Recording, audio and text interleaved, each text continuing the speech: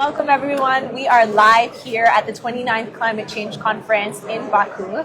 We are sitting here at the first ever forest pavilion at any climate change conference for the UN. And we're really pleased to be here with Alexander Buck, who's the Executive Director of IUFRO, a co-host of this space, a holder of the forestry agenda. Thanks so much for being willing to have this conversation. Thank you, Selena. It's really great to be here and to have this conversation with you. Yeah, I'm really excited to kind of unpack how the forestry agenda has evolved. Is there even one at the climate change conference? And how the work of science can help enhance what's needed. So can you tell us more about IUFRO, what you do? We heard that it's a forestry research network of forestry research organizations. Yes, so the International Union of Forest Research Organizations is the global network for science collaboration. We do have member organizations in 110 countries. These are typically universities, research institutions that we work with in these countries. And what we do is that we connect the scientists all around the world to collaborate on issues that are really pressing also on the political agenda. And the climate crisis that we are facing right now, of course, is one of the most significant issues to be tackled right now, also for the scientific community. Yeah, so can you tell us more, like how do you actually mobilize all of those institutions and scientists to focus on what is needed for climate? Like how does that work out? So a very practical example that I can give to you is we had our Congress, our IUFRO World Congress, only a couple of months ago in June this year in Stockholm, Sweden. And that's the global gathering place for all the scientists from around the globe. So we had like almost 4,300 people there. And they come together really, to discuss, the research needs. But we always try to make sure that we also involve, the policymakers, the stakeholders, to make sure that we look, at really the pressing issues also on the political agenda and the things that matter also for the stakeholders of our science. Yeah, so it must have been a powerful moment to gather everyone in Stockholm. Can you tell us kind of what has emerged or come from that as it relates to climate? Like what do scientists want to bring to this COP? One of the key points that I would say was made at the conference that yes, the climate crisis is clearly a big challenge that we are facing, but it's not the only one. Think about biodiversity conversation, biodiversity loss, environmental pollution, and more generally also issues of social justice, for example. And all these deserve attention also by the scientific community, and all these are also interconnected. And action actually needs to be taken now. And of course, science is only one of the actors that can contribute to addressing these issues, but an important one. And that is, I think, where IUFRO and IUFRO really come into the picture, and we try to share our part. And more specifically, I would say there were three issues that were raised at the Congress that really deserve the attention by the global scientific community. The first is actually to strengthen the resilience of forests and facilitate adaptation. As we are aware, forests are being impacted quite severely by climate change. Yeah. We see forest fires, droughts, pests and diseases, extreme weather events more frequently and with an intensity that we have not seen before. It has been on the news recently. That requires our attention. And one of the challenges that we face in this context is there's still also quite a bit of uncertainty about the future. Yeah. So we need to adapt our forests and still work with that uncertainty. And that also involves that some of the things that we have taken for granted in the past may be challenged, like the tree species a simple example, the tree species that we have in our forests right now, will they be the ones that are best suited for a future climate in 50 years from now, 100 years from now? So that is, I think, where science has to play an important role in guiding, facilitating, the forest managers, those who have to take these decisions on the ground. Yeah. That's a hard position to be in, to navigate uncertainty. Yes. And to essentially help prepare for an unknowable future. But right. We do have some research that can guide us in the right direction. Is that what? Yes, exactly. Yeah. And also one example, we do have in IUFRO what is called the Special Program for Development of Capacities. Mm-hmm. There what we do is, on the one hand, we have the scientists, but we then also try to have these conversations between the scientists and the stakeholders on the ground.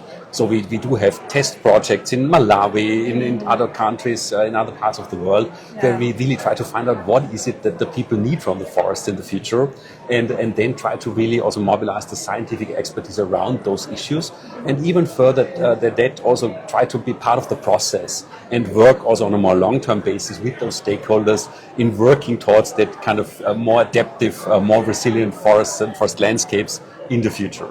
I think it's really powerful what you were saying earlier about the interconnected crises. Yes. And so how forests shouldn't be seen as just a solution for climate, but Right. a solution to all of these complex Yes. issues. Are you finding that that is an easy thing to kind of communicate or to be received here at the conference? I think that message needs to be articulated more strongly, because, as you say, that was one of the other key messages that really resulted from our own Congress, and that is forests are more than carbon sinks. They are more than carbon storage. We really have to take into account the fact that around this globe, millions, if not billions, of people depend on forests for their livelihood, for their income, especially when you think about the rural areas, the rural economies. So when we talk about resilience, we often talk about making the ecosystems resilient.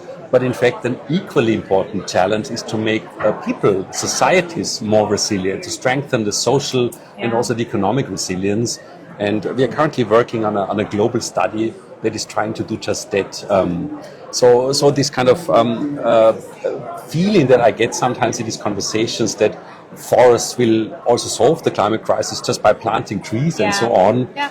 That is a simplification that is not justified, because we also need to take into account the complexities on the ground, what the people really need from the forests and the trees in landscapes, and I feel that the negotiations here do not fully capture the complexity of this reality. Yeah, and this is a tough one we've been trying to unpack with the experts, where it is clear that there's complexity, but then on the policy making, you also want a simple message from the policymakers, and sometimes that creates a conflict when it comes to implementation of the right type of solution. I think, and this is also what IUFRO does very well, one of the solutions is also communication. Yeah. So I mentioned earlier, we're currently preparing this global study on social and economic resilience. And what we do in this case is we prepare these policy briefs. We really try to kind of, distill the key points from the scientific work in some simple key messages that can be communicated to the decision makers, and that hopefully then will also trigger the interest of those advising the policymakers. Those are the people that then maybe find the time to dig deeper into the substance, and in that way it's a conversation. In that way we can have the conversation between the science and the policymakers, and I guess that's also one of the reasons why we are here at this COP, right? It is, and why so many people are here. Right, exactly. And we've been talking about government as a responsible entity to rally stakeholders together for change. Right. But there's also this strong force of the private sector, of economies, of the way all of that is structured. So what is one thing that you want to pass along when it comes to business or economies as a force for transformation? So Selina, in fact, actually, that is the third point that I intended to highlight, is that, of course, it's not only the forests themselves that play an important role when discussing the climate crisis, but it's also the forest products. It's the forest-based value chain. And here, really, the key point is that we urgently need to move from a fossil-based economy to a bio-based economy. And the forest products can be a big part of that solution. On the one hand, there is a lot of innovation potential in the forest-based sector. I mean, we now are actually, very close to being able to develop bioplastics, plastics out of fiber, of cellulose, and so on. Yeah. There's a lot of innovation around that can be utilized. And more broadly speaking, a lot of non-renewable products can be substituted by renewable products made from forest and from wood. And in IUFRO, we do have two activities that try to kind of support this kind of dialogue. One is called the Teaming Up for Forests, where we try to connect the scientists with the representatives from the private sector. And the other one is an initiative called Wood for Globe, where we really try to also work with policymakers in developing more supportive policy and governance frameworks at the global level, but also at the regional level. So I think to really engage with the private sector and to work with the private sector in making that transition, that is an important contribution that we as a scientific community can make. It really is, and I hope that that's one way that we can elevate forests not only on the agenda but in the presence of our everyday lives to really see the benefits that can happen when we're sustainably managing forests, when we're taking into account their value and innovating when it comes to the products that they offer. Think about all the population growth that we are going to see in many parts of the world, and also the many cities that we already have in the world. Think about building future buildings with wood. Think about replacing some of the buildings, even high-rise buildings, with wooden buildings. Wow. Wood construction, I think, is a very important part of the solution for making that transition, and I think there's enormous potential.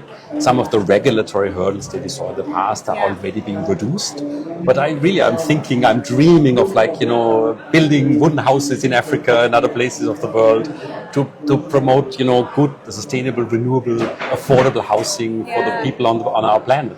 No, it's an exciting potential future. I know one of my favorite T-shirts is made out of, wood products. So there's so many new ways that we can adopt this. So thank you so much for taking the time to talk with us, to unpack what scientists had to say at the Global Congress in Stockholm, but also what is coming up at the Climate Change Conference. So keep joining us, keep watching as we go throughout the day, talking to experts here at the Forest Pavilion at COP29. Thank you so much, Selina. Thank you.